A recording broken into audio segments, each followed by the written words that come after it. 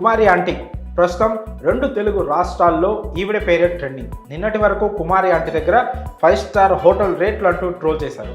ఆ తర్వాత ఆమె ఆదాయం గురించి చెప్పుకొచ్చారు. చిన్న చితక యూట్యూబ్ ఛానల్స్ నుంచి పెద్ద పెద్ద మీడియా సంస్థల వరకు ఆవిడ మీదే ఫోకస్ పెట్టారు. దాంతో నెట్టింట మీడియాలో కుమారి ఆంటీ తెగ వైరల్ అయ్యారు. దాంతో రోజుకు 300 ప్లేట్లు అమ్మే కుమారి రోజుకు 500 ప్లేట్లు అమ్మే స్థాయికి ఎదిగారు. ఇక్కడి దాకా అంతా బాగానే ఉంది. కానీ ఒక్కసారికి వచ్చిన విపరీతమైన క్రేజ్ ఇప్పుడు ఆమెకు అసలు ఉపాధే లేకుండా చేసింది. Social media sensation street food వ్యాపారి కుమారి ఆంటీకి కొత్త కష్టాలు వచ్చి పడ్డాయి. యూట్యూబర్స్, బ్లాగర్స్, మీమర్స్ అంతా కలిసి ఆవిడకు ఎక్కడ లేని క్రేజ్ని తెచ్చిపెట్టారు.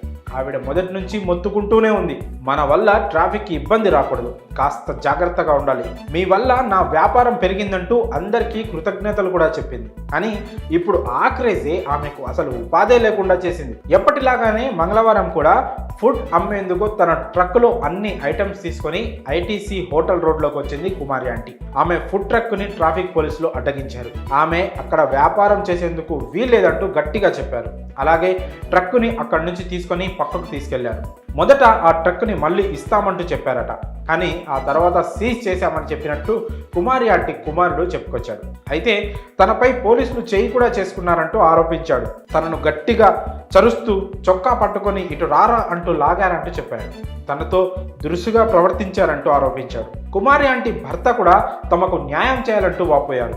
బండిలో ₹1,00,000 విలువ చేసే సరుకుందని దానిని పోలీసులు సీజ్ చేశారని చెప్పారు. బండిని ఇస్తామంటూ తీసుకెళ్లి ఇప్పుడు తాళాలు లాగేసుకొని సీజ్ చేశామని చెప్పారంటూ ఆవేదన వ్యక్తం చేశారు. కుమారి ఆంటీ కూడా మాట్లాడుతూ ఎమోషనల్ అయ్యారు. తాను కేవలం రోజులో 2 గంటలు మాత్రమే అక్కడ వ్యాపారం చేస్తానంటూ చెప్పుకొచ్చారు.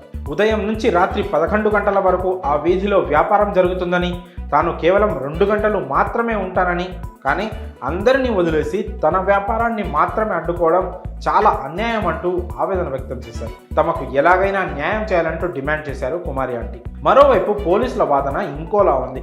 ఇప్పటికిప్పుడు తీసుకున్న యాక్షన్ కాదంటూ పోలీసులు చెప్తున్నారు. ట్రాఫిక్కి ఇబ్బంది కలుగుతుందని ఎప్పటి నుంచో తాము వారికి చెప్తున్నామంటున్నారు.